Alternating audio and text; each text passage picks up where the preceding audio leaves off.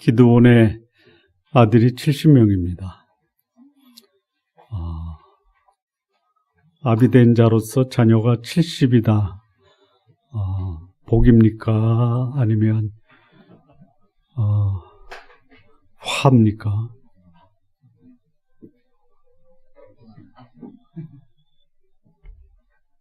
한 명 키우기도 쉽지 않죠.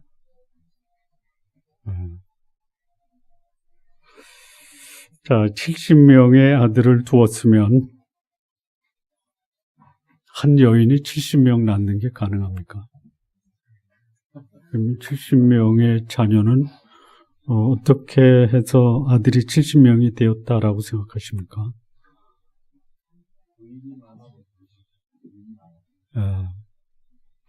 부인이 많아도 하나님이 그를 크게 쓰실 수 있죠.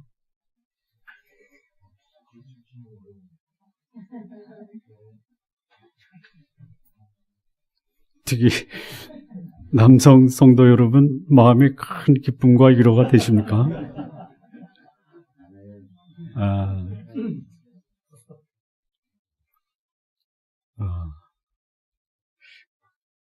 여기서 그냥 편안하게 말씀을 드리면, 한 남자가 한 여인과 결혼해서 경건한 자식을 두는 것이 하나님의 절대적인 뜻입니다. 그 절대적인 뜻은 변할 수가 없는데, 그 하나님의 뜻에 불순종한 사람은 하나님이 절대로 쓸 수 없다라는 그런 생각은 안 하시는 것도 괜찮습니다. 왜냐하면 역사 속에서 하나님은 한 남자와 한 여인이 결혼해서 경건한 가정을 이루는 것을 원하셨지만 사람들의 이 욕망은 그러지 못했다라는 것이고요. 그리고 그렇지 않으면 하나님이 사람을 쓰시지 않았다라고 단정적으로 평가하는 것도 바람직하지가 않습니다. 그래서 어떻게 저런 사람을 하나님이 쓰실까라고 할 때 그 사람도 쓰실 수 있다라는 것을 이해하시기를 바랍니다. 이 아멘 하신 분들은 위험하신 분들입니다. 근데 이 기드온의 자녀 중에 세겜, 이 가나안 중부 지역입니다. 나중에 북이스라엘의 수도도 되는데요. 그 세겜, 그 이스라엘의 조상 아브라함, 이삭, 야곱이 하란에서 돌아와 자기 딸 디나가 세겜성에서 성폭행을 당했던 도시가 세겜입니다. 근데 거기에 사는 이 첩의 아들이 하나 있었습니다. 아비멜렉입니다. 아비멜렉. 나의 아버지는 왕이다. 이게 아비멜렉입니다. 자, 이 70명의 아들, 이 70명의 아들들은 그의 아버지 기드온의 뜻을 따라 왕 되는 것을 내려놓습니다. 우린 지난 시간에 기드온이 자기를 미디안과 아말렉에서 구원한 그 이스라엘의 구원자로 이스라엘 민족이 기드온을 왕으로 삼고자 하고 그의 아들 손자까지도 왕으로 삼고자 할 때 기드온은 그 왕 되는 것을 거절합니다. 나와 나의 자손이 너희의 왕 되지 않기를 결심하고 우리의 왕은 여호와이시다라고 얘기를 합니다. 그래서 이 기드온의 아들들은 자기의 직임, 역할에 충실을 합니다. 그 직임과 역할에 대한 비유를 그의 마지막 아들 요단이 이 세겜성 기드온의 첩, 그가 낳은 아들 아비멜렉이 형제들을 다 죽일 때 살아남은 막내 아들이 있습니다. 그가 세겜 사람을 모아놓고 일장 연설을 합니다. 그때 이 기드온의 아들들은 이런 삶을 살았을 것이다라고 추정해 보는데, 한 사람은 감람나무, 또 어떤 사람은 무화과나무, 또 어떤 사람은 포도나무의 삶을 살았습니다. 자신의 삶을 가지고 누군가에게 기여하고 누군가의 삶에 복이 되는 이런 삶을 살았습니다. 그런데 가시나무 같은 사람, 아비멜렉과 같은 사람입니다.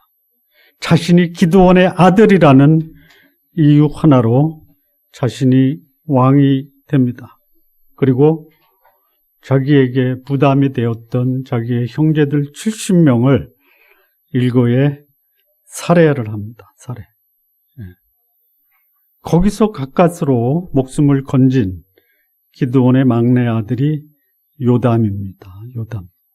그리고 요담이 세겜성에 있는 거리심산 위에서 세겜 사람을 향해서 비유를 들어서 아비멜렉의 학정을 고발을 합니다. 그 고발의 핵심이 뭐냐? 아비멜렉이 과연 진실하고 의로우냐? 그리고 아비멜렉을 쫓는 세겜성 여러분들은 진실하고 의로우냐라고 항변을 하고 있습니다. 그래서 하나님이 원하시는 것은 얼마나 많은 권력과 얼마나 많은 재물을 얻는 것이 아니라 그의 삶이 얼마나 진실하고 의로우냐라는 것을 스스로 진단하고 점검하라라고 주장하는 것입니다. 하나님 나라의 백성들의 덕목이 뭐냐? 덕목입니다. 권력을 갖고 재물을 얻는 것은 덕목이 아닙니다. 권력을 얻을 수도 있고 권력을 얻지 못할 수도 있습니다. 재물을 얻을 수도 있고 재물을 얻지 못할 수도 있어요. 그거는 자신의 능력껏 취하는 것입니다. 그건 덕목이 아닙니다. 그러나 반드시 취해야 될 덕목이 있습니다. 이 덕목은 뭐냐면요, 소위 말하는 내가 추구해야 될 인격적 성품의 성숙함을 소위 덕목이라고 합니다. 덕목. 그 덕목의 핵심이 뭐냐? 많이 있지만 여기 요담이 강조하고 있는 두 가지 덕목은 뭐냐? 진실함과 의로움입니다. 너희가 왕으로 세운 아비멜렉이 진실되고 의로운지 한번 점검해 봐라. 그리고 너희의 삶이 아비멜렉을 쫓고 있는데 그 아비멜렉을 쫓고 있는 것이 진실함과 의로운 것이냐 한번 점검해 봐라. 이렇게 강조하고 있습니다. 여기 진실함이라는 것은 뭐냐면요, 변하지 않는 확고한 진리 위에 서다. 내가 하는 행위는 정당하다. 이게 진실함입니다. 하는 행동, 그것이 분명한 진리에 기반을 두고 행하는 것이고, 그렇게 행하는 행동이 과연 정당성을 갖고 있느냐, 이거 진단해 보라, 이렇게 말하고 있는 것입니다. 여러분, 이 진실함이라는 단어의 히브리어는 에메트라고 하는 단어인데요, 이 에메트라고 하는 단어에서 나온 영어가 뭐냐면 에이멘이라는 것입니다. 에이멘은 우리말로 아멘으로 번역이 됩니다. 이건 뭐냐? 지금까지 내가 드린 기도는 다 진실됩니다. 그리고 내가 지금 드린 이 기도는 다 하나님 뜻에 합당한 것입니다. 이렇게 기도했을 때 우리는 마지막에 뭐라고 하답을 해요? 아멘이라고 하는 거예요. 진실되지 못하고 어렵지 못한 그런 그 기도를 드리고 아멘하는 것은 하나님이 귀담아 듣지 않습니다. 자, 의롭다라는 것은 뭐냐면요, 흠이 없다, 건강하다, 온전하다라는 뜻이에요. 하나님의 백성이 살아야 될 중요한 덕목 두 가지는 뭐냐? 진리에 입각한 정당한 삶과 그리고 그것이 사람들에게 보여줄 때 온전하고 흠없고 건강해야 된다라는 것이에요. 그런데 오늘 이 요담은 아비멜렉을 향해서 그리고 아비멜렉을 추종하는 세겜 사람을 향해서 너희의 삶이 어떤지 분명하게 진단해봐라. 진실하고 의로운지 확인해봐라. 이 요담의 경고가 오늘 우리에게 주는 교훈이 무엇인가를 함께 생각을 해보겠습니다. 첫 번째입니다. 요담이 세겜 사람을 향해서 경고하는 첫 번째 경고는 뭐냐면, 아비멜렉이 방탕하고 경박한 사람들을 사서 기드온의 형제 70명을 살해한 것은 결코 진실되거나 의로운 것이 아니다 라고 선포하는 거예요. 그 의롭지 못하고 진실하지 못한 근거는 뭐냐면, 아비멜렉이 함께 했던 세겜 사람들, 그들은 어떤 사람이냐면 경박하고 방탕한 사람이에요. 그러니까 내가 교제하고 있는 사람이 누구냐에 따라서 교제한 사람들의 삶의 성향이 그대로 나에게 전수되고 있으니 내가 교제하는 사람들이 어떤 사람인지 들여다봐라 이거예요.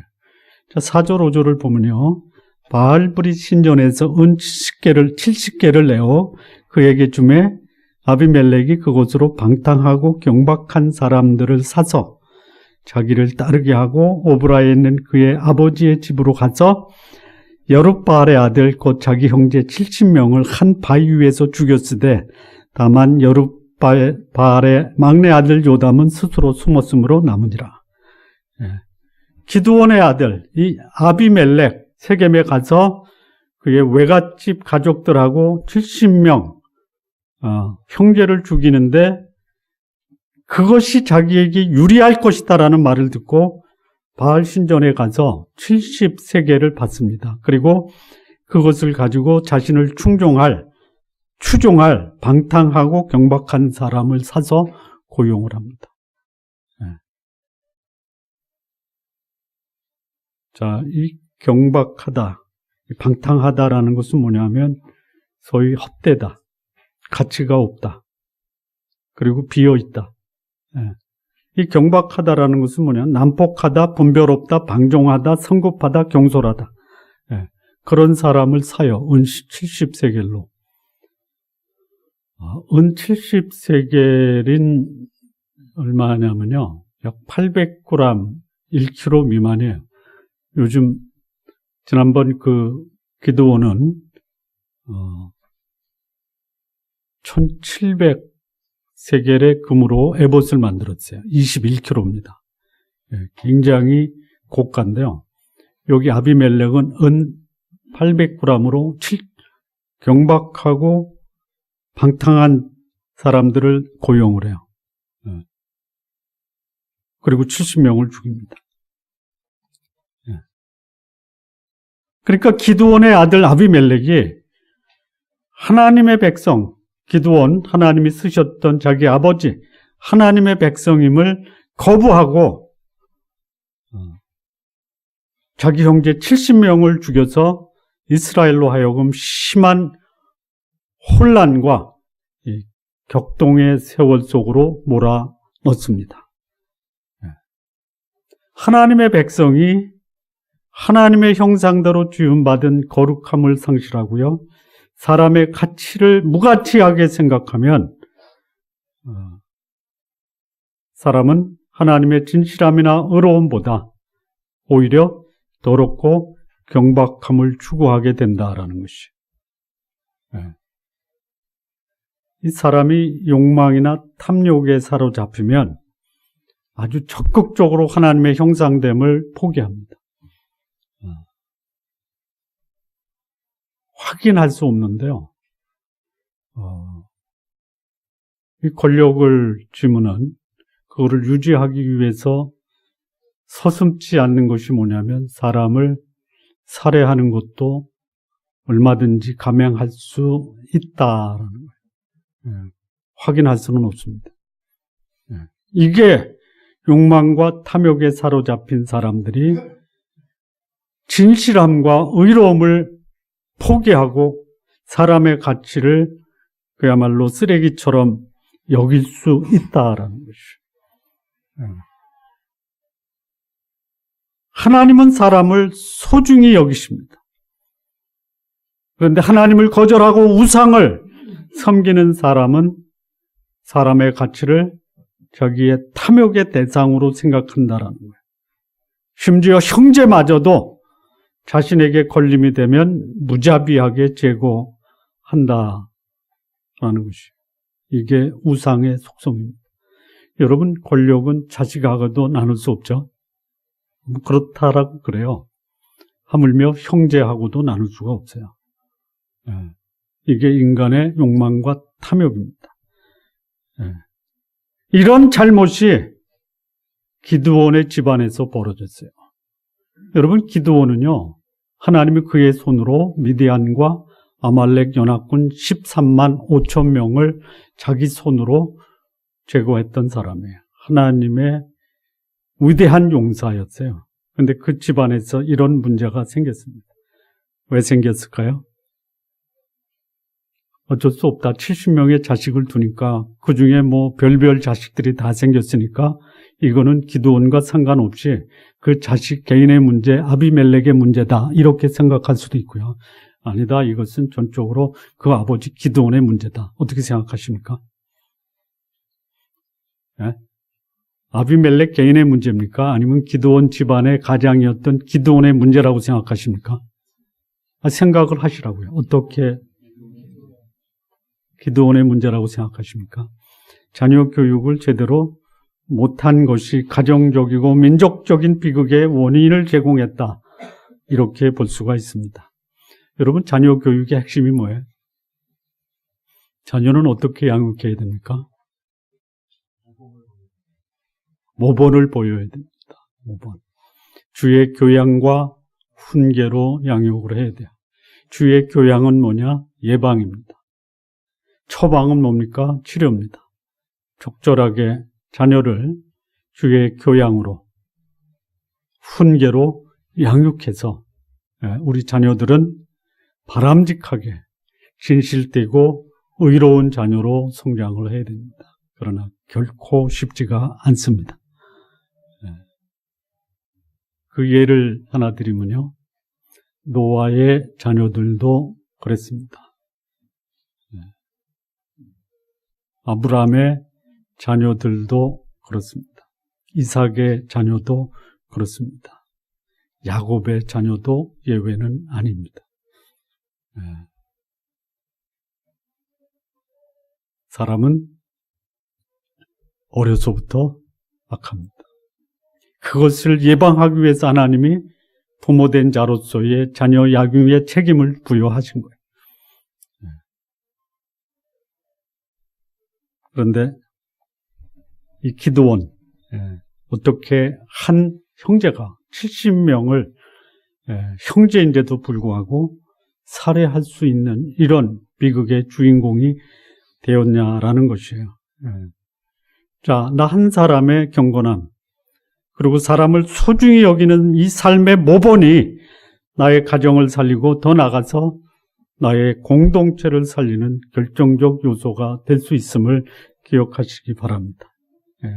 사람이 하나님의 형상을 거부하고 하나님이 허락하신 인간의 진실됨과 의로움이 외면되면 그것은 곧바로 가정이라는 사랑의 공간이 소위 살육의 공간으로 변할 수 있다라는 무서운 교훈을 우리에게 주고 있습니다.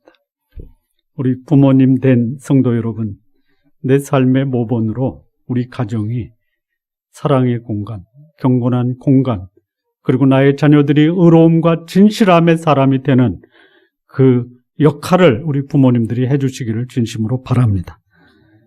두 번째 요담의 경고인데요. 이 요담의 경고는 뭐냐면 이 세겜 사람들에게 진실함과 의로움을 선택하라.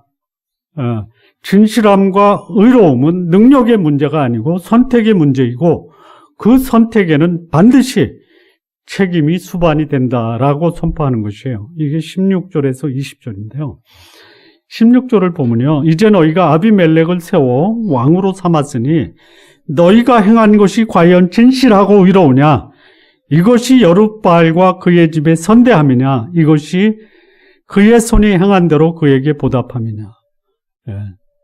세겜 사람들에게 요담, 기드온의 아들이 경고한 것이 뭐냐. 너희가 아비멜렉을 왕으로 삼았다면 그것이 과연 진실하고 의로운 것이냐. 그리고 아비멜렉을 왕으로 삼은 것이 이스라엘 민족을 구원한 기드온에 대한 보답이냐. 예, 그렇게 도전하는 것이에요. 우리 아버지가 기드온이 전에 죽음을 무릅쓰고 너희를 위하여 싸워 미드안의 손에서 너희를 건져냈거늘 너희가 오늘 일어나 우리 아버지의 집을 쳐서 그의 아들 70명을 한 바위 위에서 죽이고 그의 여종의 아들 아비멜렉이 너희 형제가 된다고 글을 세워 세겜 사람들 위에 왕으로 삼았도다.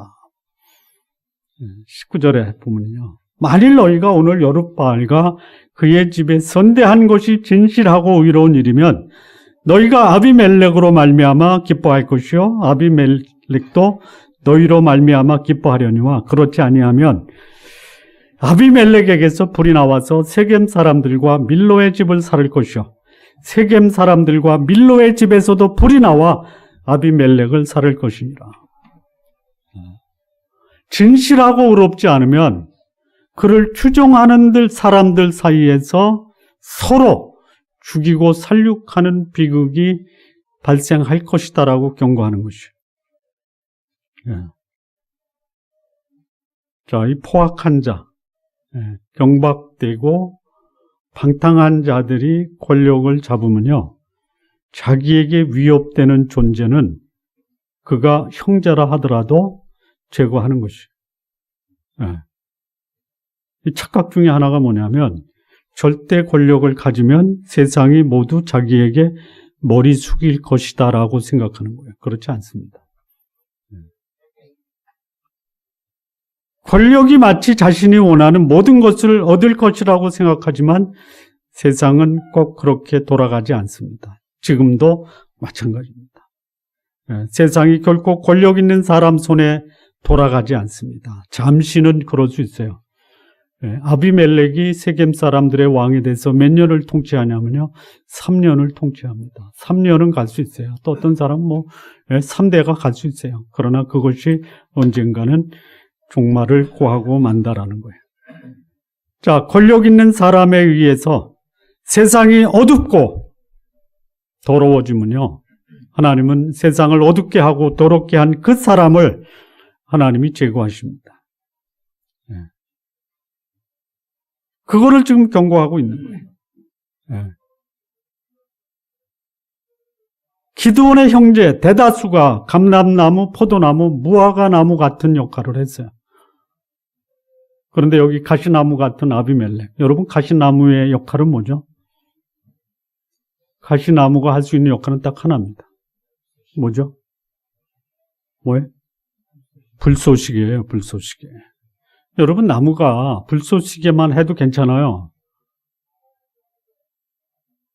어떻게 불쏘시개가 괜찮냐. 불쏘시개 없으면 겨울에 사람에게 온기를 제공할 수 없어요. 굉장히 중요한 역할입니다. 나무 자체가 자기를 태워서 사람들에게 따뜻함을 제공한다. 대단한 겁니다. 나무에서 맺힌 열매가 그게 올리브든 그게 포도나무든 그게 무화과든 소중한 거예요. 자기 역할이 있어요. 역할이 있어요. 그런데 이 요담이 가시나무인데도 불구하고 자기가 마치 불쏘시개에 지나지 않는데 자기가 세상을 통치하는 왕이 되겠다라고 했을 때 그것이 얼마나 세상에 혼란과 비극을 가져올 것인가를 경고하고 있는 것이에요. 이 세상의 역사는 가시나무에 의해서 세상이 결코 지배당할 수가 없습니다. 일시적으로는 가능해도 세상의 주관자, 역사의 주인공은 진실하고 의로우신 하나님이 역사의 주인공이고 그리고 세상의 주관자이십니다.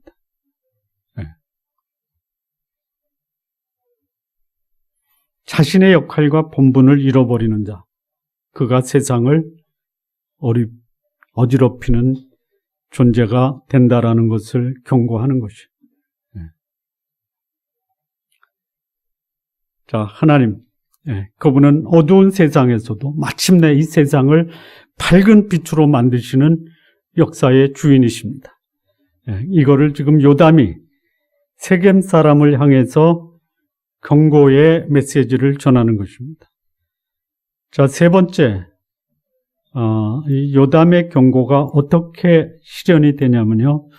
43절과 45절 말씀에서 이 아비멜렉이 진실함을 또 의로움을 거부하니까 그것이 마침내 백성들에 의해서도 아비멜렉이 거부당했다라는 것이에요. 자, 여기 43절에서 45절 보면요.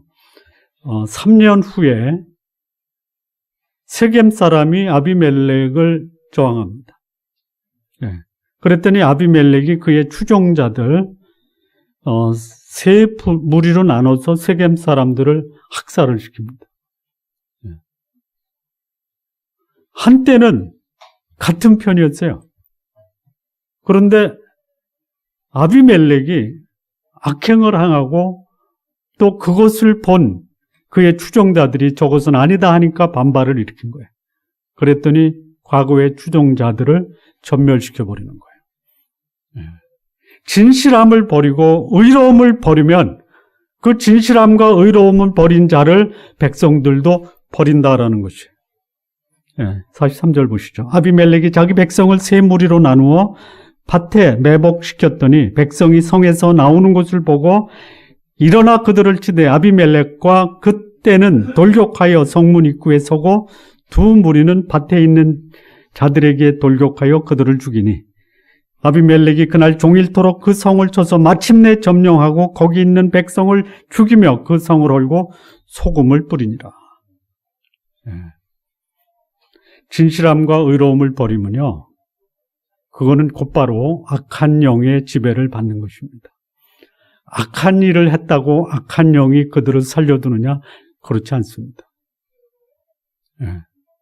악한 영의 지배를 받으면요, 마치 자기가 세상을 주관하는 것 같지만 결국 그 악한 영의 영향을 받으면 그 영향이 자기의 생명을 위협하고 결국은 그 생명을 잃어버리게 한다라는 것이에요. 이 3년 만에 하나님의 영이 아비멜렉과 동시에 세겜 사람들에게 임합니다. 그리고 그들 사이에 반목과 대립이 생겨요. 아비멜렉과 세겜 사람들이 행한 악한 행동을 하나님이 갚으시는 거예요.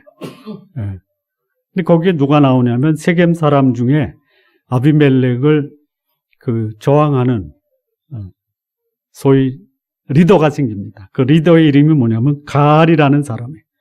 그래서 이 가알이라는 사람이 세겜 사람들 앞에서 공개적으로 아비멜렉을 저주합니다. 비난합니다. 이 소식을 아비멜렉의 추종자였던 스볼이라는 사람이 아비멜렉에게 고발을 합니다.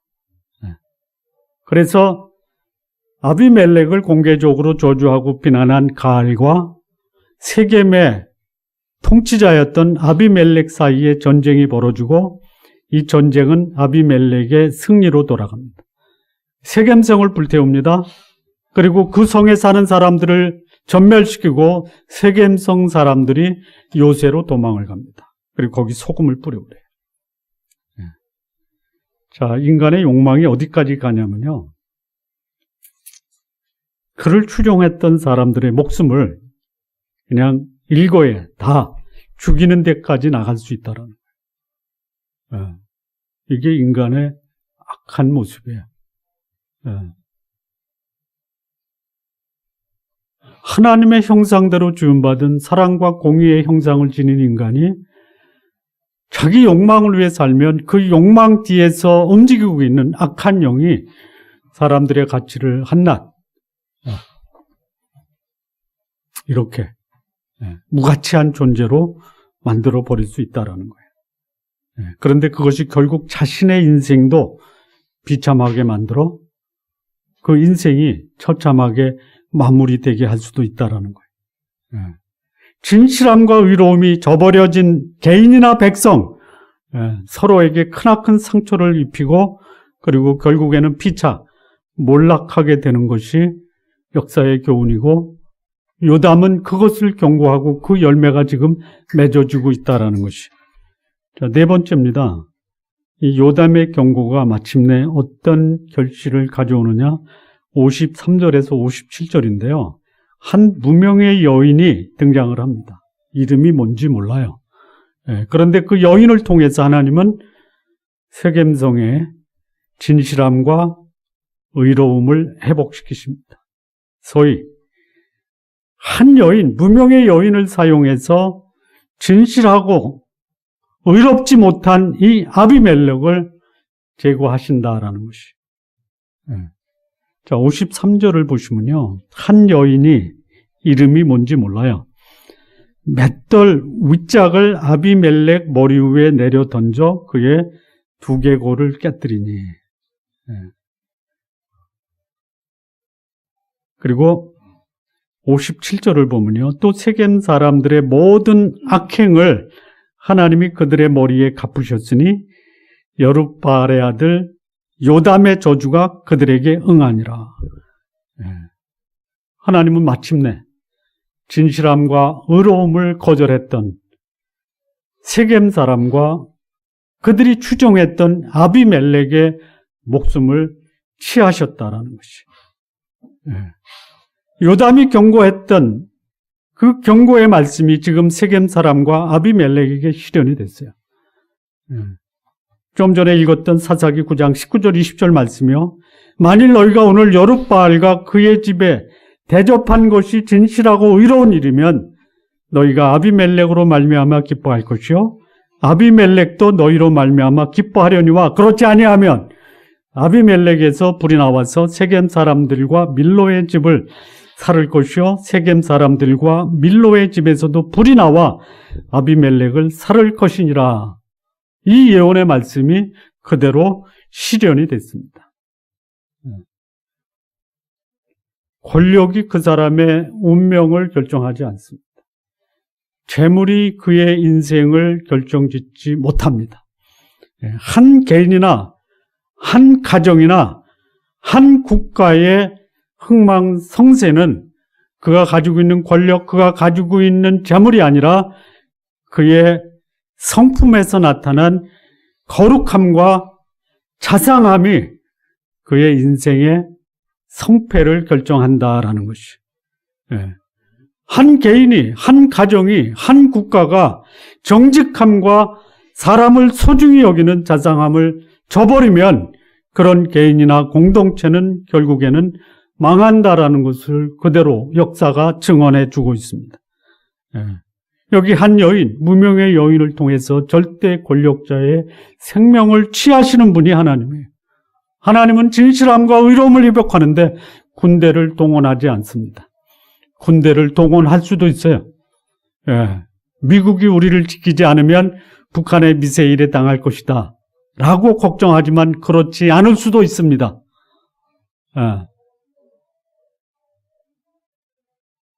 잔인하고 거짓됨이 결코 역사의 주인이 될 수가 없어요. 역사의 주인은 사랑과 공의, 진실함과 의로움에 해당되는 하나님의 사람이 거짓과 불의를 승리한다라는 것을 보여주고 있어요.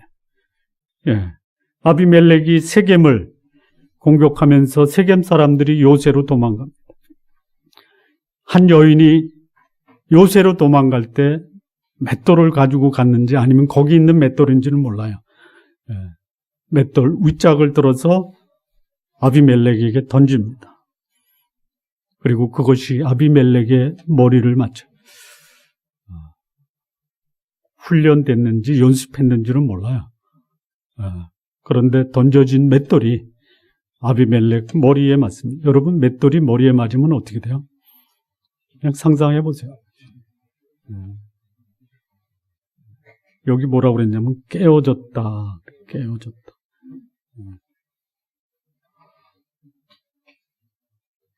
아비멜렉에 대한 심판, 아비멜렉이 행한 악행에 대한 하나님의 심판이 세겜 사람들, 아비멜렉을 추종했던 색인 사람, 그리고 이 아비멜렉에게 이루어지는 것이에요. 여러분, 한 개인이나 한 가정이나 한 공동체의 미래는 그 개인과 가정과 공동체의 지도자가 얼마나 진실하고 의로운 삶을 사느냐에 달려 있다라고 말해도 과언이 아닙니다. 우리 시대의 한 가정, 또 한 교회, 한 사회, 한 국가의 운명은 한 개인의 경건함과 깨끗함과 자상함을 가진 지도자로 인해서 결정될 수 있다라. 이 사사기를 계속 함께 나누면서 제 마음속에 강한 부담이 뭐냐. 이 사사들이 떠나면서 그냥 떠나고 말더라고요. 차라리 그 사사들이 자기를 이어서 이스라엘 민족 전체에게 평온함을 줄 수 있는 경건한 지도자를 세우고 떠났으면 얼마나 좋을까. 우리 성도님들 가장으로서 신앙생활 잘하고 있다가 하나님이 나를 부르셨을 때는 나를 대신해서 가정을 경건하게 이끌 영적 지도자를 세우고 떠나시기 바랍니다. 쉽지는 않아요. 쉽지는 않습니다.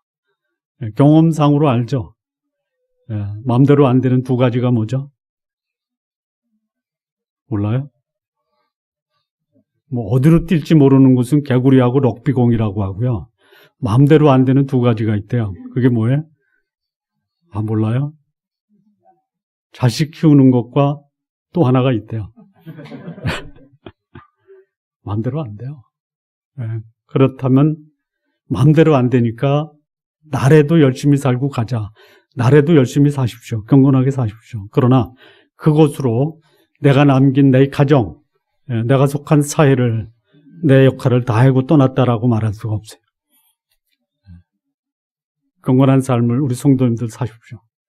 그리고 할 수 있다면 내가 영향을 줄 수 있는 자녀들, 경건한 자녀로 진실함과 의로움을 자기 삶의 중요한 덕목으로 삼고 사는 이런 자녀들을 키워내시기를 바랍니다. 쉽지는 않아요. 그러나 불가능한 것도 아니다. 그만큼 내 인생을 걸고 나의 자녀들을 진실함과 거룩함으로 양육할 때 내가 속해 있는 가정, 내가 속해 있는 사회, 내가 속해 있는 민족 공동체를 밝게 할 수 있다.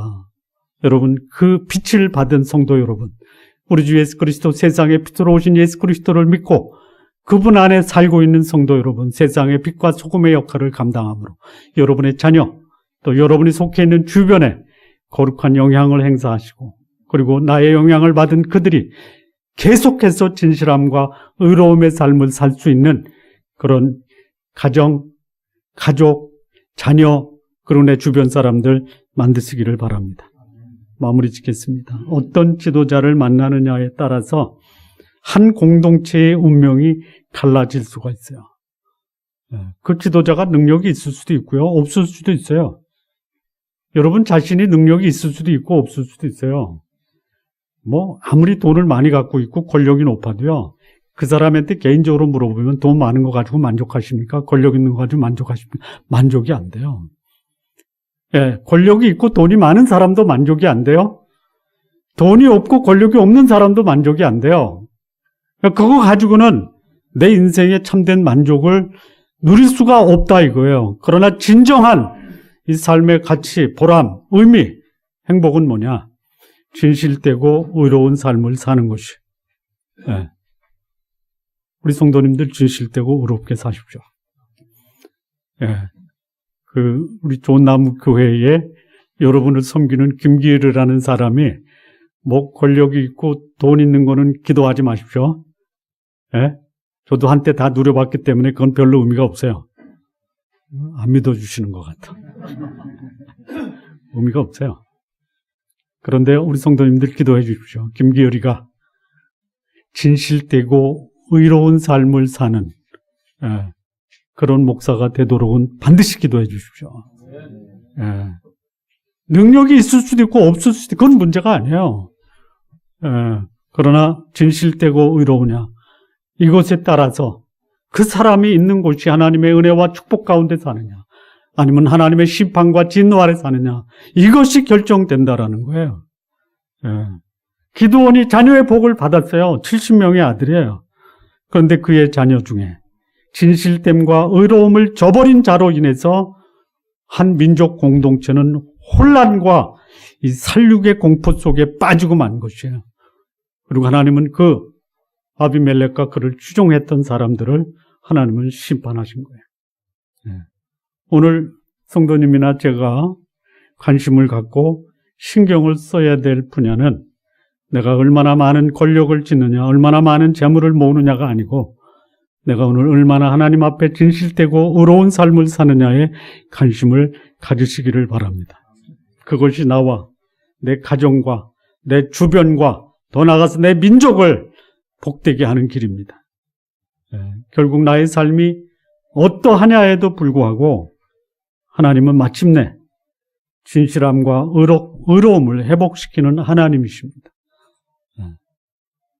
그런 하나님이 여러분 안에서 여러분을 진실되고 의로운 삶을 살 수 있는 여러분 인생의 주인이 되시기를 진심으로 바랍니다. 기도하시겠습니다.